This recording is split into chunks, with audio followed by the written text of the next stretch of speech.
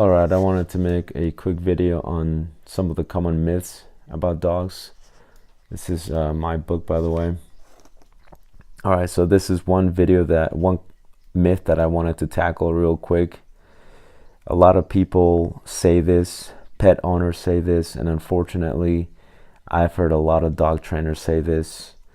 And what people mean when they say this is, the dog is more trainable. When somebody sees a very trainable dog, meaning a dog that is fairly easy to train, connects with you pretty quick, it's a little bit more on the dependent side, has a stronger pack drive. We'll look at these dogs and we'll call them those dogs, we'll say those dogs want to please. We'll look at a dog that is a little bit more on the independent side, and then we'll say that dog is stubborn. And those are just us trying to make sense of it and putting human characteristics on a dog, characteristics that we think are happening. And in reality, dogs don't want to please you per se. If you think about it logically, if a dog wanted to please, if dogs, that's another thing you hear, all dogs want to please.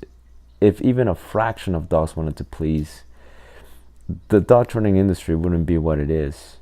And if you haven't paid attention, the dog training industry is booming. So there's a reason for that, and that is because dogs in general don't want to please you. They don't want to please their owners. They want to please themselves. And it just so happens that sometimes in the process of them pleasing themselves, it happens to feel or look as though they want to please you. I do love dogs for what they are, not for what they're not. And and thinking that they want to please and that's why you love them, it's just not right.